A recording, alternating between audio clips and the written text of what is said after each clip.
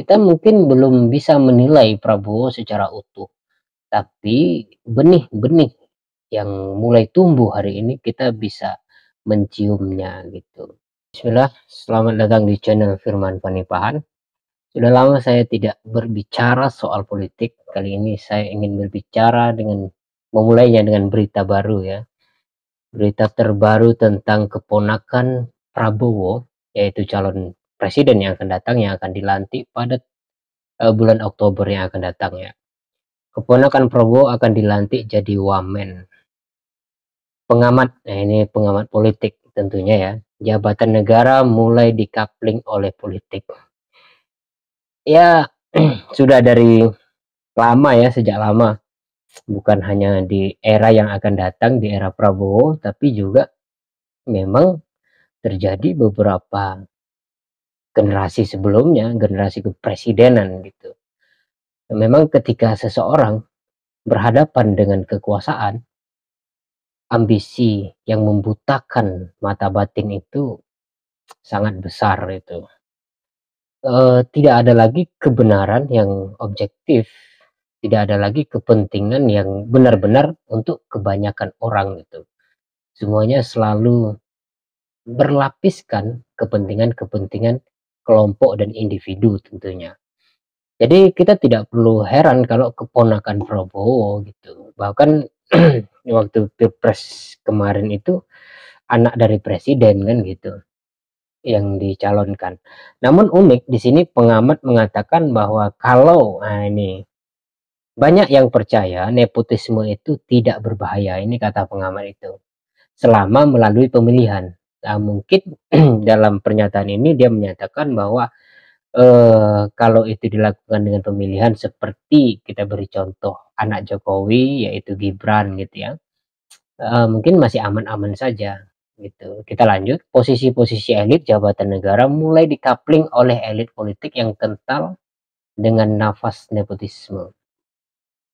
Ini ada ungkapan yang lain, dia katakan kalau warga diajak menormalkan nepotisme, maka mereka membagi kekuasaan itu sesama mereka tanpa malu, tanpa ada lagi rasa malu.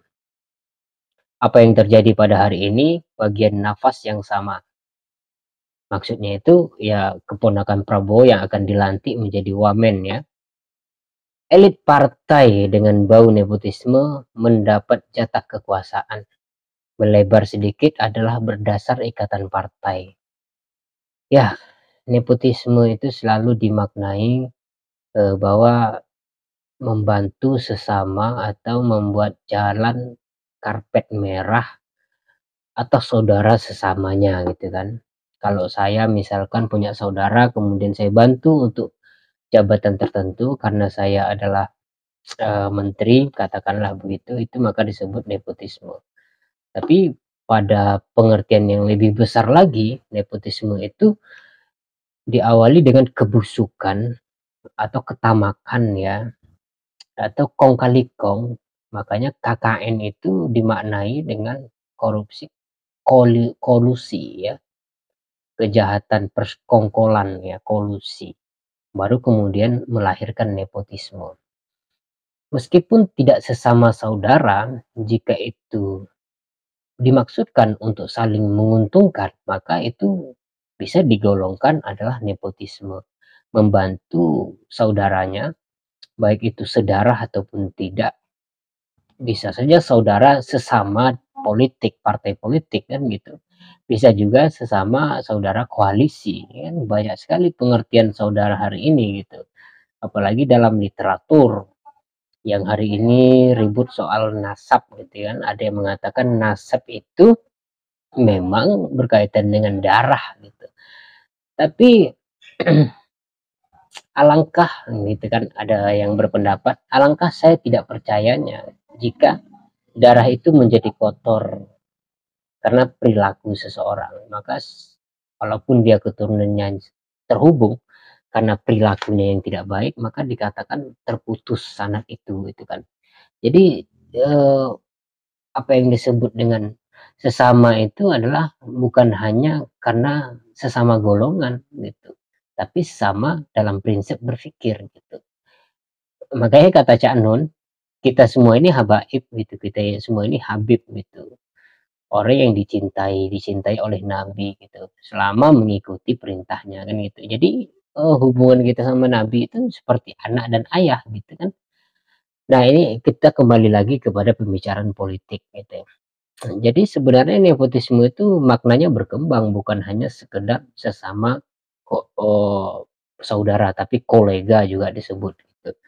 Nah, pengamat juga mengatakan begini, di negara dengan nepotisme akut seperti kita, prinsip-prinsip di atas hanya slogan. Maksudnya kalau dalam berita ini kan prinsip-prinsip tentang eh, pemberantasan nepotisme itu hanya slogan. Bukan itu yang jadi pertimbangan utama. Pertimbangan utama hanya satu, apakah keluarga elit atau teman-teman elit dapat keluasan atau tidak. Jika tidak, mereka akan membuat jabatan baru dan struktur baru, pungkasnya. Ya, saya menilai bahwa apa yang dikatakan oleh pengamat politik ini sangat normatif gitu. Sangat normatif, nuansa pembicaraannya itu seperti semacam penyesalan penyesalan yang tidak diakui gitu. Dari bahasanya kita bisa melihat bahwa pernah suatu hari dia mengiyakan kalau nepotisme itu berdasarkan demokrasi, ya kan? Pemilihan, melalui pemilihan. Tapi hari ini telanjang di depan kita bahwa memilih atau meletakkan seseorang dalam satu jabatan tidak lagi berdasarkan prinsip-prinsip, gitu. Yaitu entah itu prinsip kemampuan atau kontribusi atau sebagainya, itu tidak lagi, tapi justru lebih kepada nepotisme yang dimaksud membantu ya perekonomian tentunya gitu ya. Ya begitu kira-kira cermin politik kita itu. Dan ini berbahaya ya, berbahaya sekali di era Prabowo Subianto. Dan kita akan melihat nantinya. Kita mungkin belum bisa menilai Prabowo secara utuh, tapi benih-benih yang mulai tumbuh hari ini kita bisa menciumnya gitu.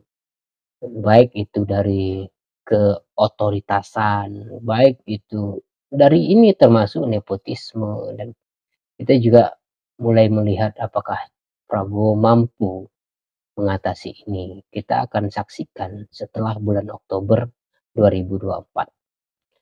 Itu saja kira-kira ya dapat yang saya sampaikan. Tidak ada kata terlambat dalam politik karena politik itu dinamis. Wassalamualaikum warahmatullahi wabarakatuh.